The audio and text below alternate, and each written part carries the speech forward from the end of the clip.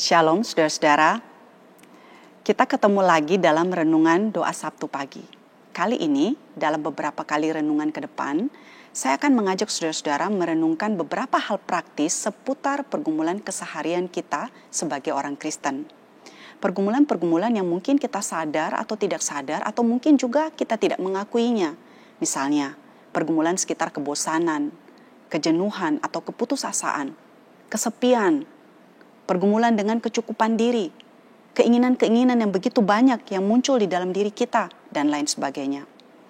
Nah, kali ini saya akan mengajak kita merenungkan tentang kebosanan, kejenuhan, keputusasaan, yang merupakan suatu refleksi dari kitab Pengkhotbah. Nah, saudara, pernahkah saudara merasa bosan? Merasa jenuh dengan aktivitas yang dilakukan tiap hari? Bosan atau jenuh dengan kegiatan harian yang selalu sama? Jenuh dengan pekerjaan di kantor, pekerjaan di rumah sebagai ibu rumah tangga, jenuh dengan tugas-tugas yang rasanya hanya membawa kelelahan, bukan hanya bagi fisik kita, tetapi bagi mental kita. Semua terasa begitu sia-sia dan tidak ada gunanya. Saudara, dalam pengertian tertentu, kitab Pengkhotbah merupakan kitab yang memberikan ekspresi klasik dari yang namanya kebosanan. Kalimat pertama dari kitab ini menyatakan kesimpulannya tentang kehidupan. Kesia-siaan belaka, kata Pengkhotbah, kesia-siaan belaka. Segala sesuatu adalah sia-sia. Kata kesia-siaan, saudara, muncul lebih dari 30 kali di dalam kitab ini dan merupakan kata kunci untuk memahami kitab Pengkhotbah. Nah, selain di kitab ini, kata kesia-siaan hanya muncul di kitab Ayub. Nah, apa yang dipikirkan oleh Pengkhotbah juga dipikirkan oleh Ayub. Suatu pemikiran yang sangat mengganggu tentang kehidupan. Apa itu, saudara? Pengkhotbah melihat orang kaya bertambah kaya, orang miskin bertambah miskin, penindas berkuasa, orang jahat menjadi makmur, dan orang baik menderita, penyakit menyebar, dan seringkali tidak bisa dikontrol. Hidup ini tidak adil. Banyak hal yang tidak masuk akal terjadi, semua terlihat begitu kacau dan gila. Hal yang lain lagi yang terjadi adalah saudara bekerja keras, tetapi orang lain yang menikmati. Saudara mengumpulkan uang, tetapi kemudian difoya-foyakan oleh keturunan saudara. Ada yang berjuang untuk kebaikan, tetapi dihancurkan oleh orang jahat. Semua orang, saudara, kaya atau miskin, baik atau jahat, orang biasa atau berhikmat, memiliki akhir yang sama, yaitu semua pada akhirnya akan mati. Selain itu, saudara mencari kesenangan, tetapi kesenangan tidak bertahan lama.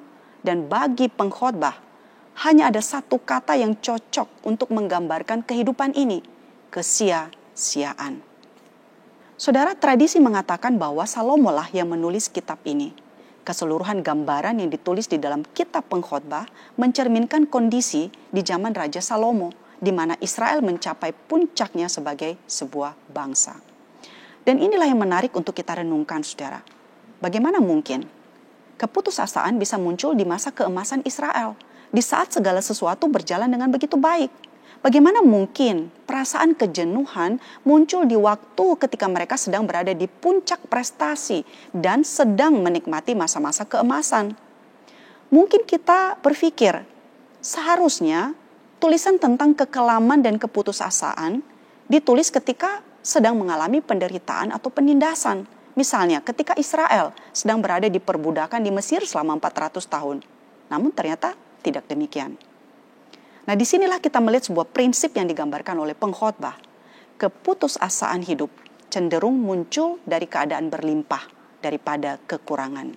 Pernahkah saudara bertanya dan memikirkan, mengapa di negara-negara kaya dan makmur, di kota yang paling indah, lebih banyak orang yang bunuh diri daripada kota-kota lainnya?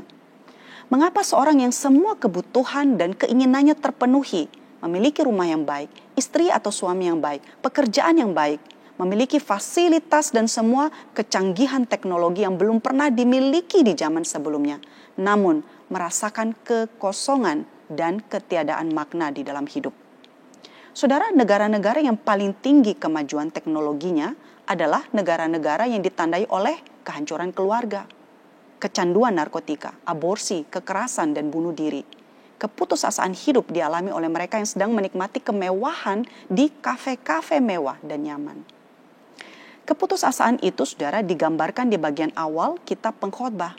itu pekerjaan yang menyusahkan yang diberikan Allah kepada anak-anak manusia untuk melelahkan diri. Penulis kitab Pengkhotbah, saudara, adalah seorang yang memiliki hikmat yang besar. Dia mengumpulkan kekayaan lebih dari orang manapun sebelum dia. Dia mencari setiap jenis kesenangan.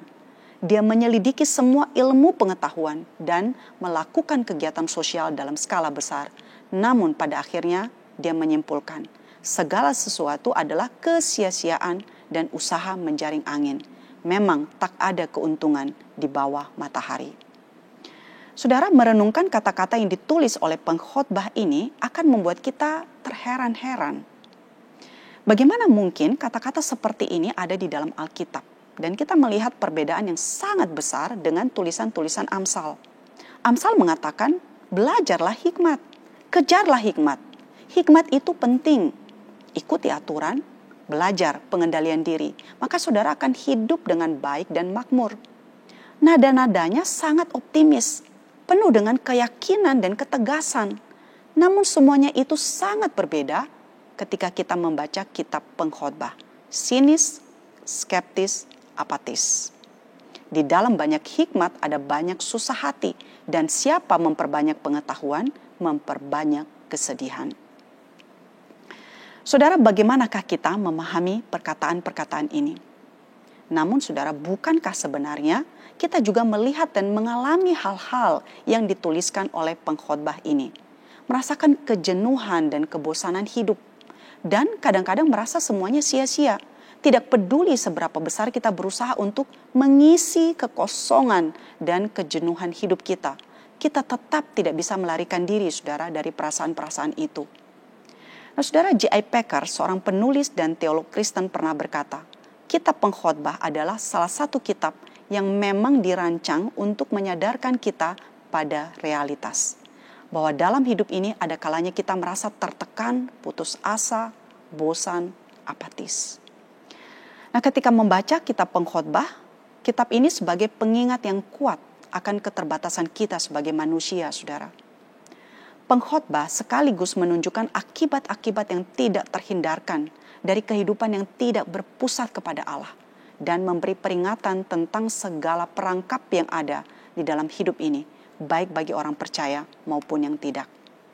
Di akhir kitab, Pengkhotbah mengakhiri dengan sebuah peringatan. Akhir kata dari segala yang didengar ialah takutlah akan Allah dan berpeganglah pada perintah-perintahnya, karena ini adalah kewajiban setiap orang. Karena Allah akan membawa setiap perbuatan ke pengadilan yang berlaku atas segala sesuatu yang tersembunyi, entah itu baik, entah itu jahat. Pengkhotbah, saudara, menunjukkan kebenaran yang sudah dia percaya selama ini. Takutlah akan Allah dan berpeganglah pada perintah-perintahnya, karena ini adalah kewajiban setiap orang. Hanya ada satu hal yang berarti di tengah-tengah kesia-siaan dunia ini. Ingatlah Penciptamu. Perkataan pengkhotbah, saudara, yang mengatakan percayalah pada Allah, takutlah akan Allah, berarti melihat bahwa fakta-fakta yang mengecewakan yang terjadi di dunia ini bukan akhir dari segalanya, saudara. Percaya pada Allah berarti melihat bahwa hidup ini punya arti. Kita merasakan kehidupan ini seperti sia-sia karena sesungguhnya kita dicipta, saudara, untuk tempat yang lain. Dicipta untuk kekekalan. Pengkhotbah berkata, ia memberikan kekekalan di dalam hati mereka, tetapi manusia tidak dapat menyelami pekerjaan yang dilakukan Allah dari awal sampai akhir. Nah, selama berada di dunia ini, mari berusaha menjalani hidup dengan baik. Pengkhotbah berkata, tak ada yang lebih baik bagi manusia daripada makan dan minum dan bersenang-senang dalam jerih payahnya. Aku menyadari bahwa ini pun dari tangan Allah. Saudara, mari percaya pada Allah. Hidup ini memang kelihatannya sia-sia. Hidup ini kadang-kadang membuat kita menjadi putus asa. Menjalani rutinitas kadang-kadang membawa kita kepada kejenuhan. Namun suatu hari nanti, hidup ini akan masuk akal, saudara. Saat kekekalan di dalam hati kita menemukan tempat labuhan terakhir, yaitu saat kita bertemu dengan Pencipta kita. Amin.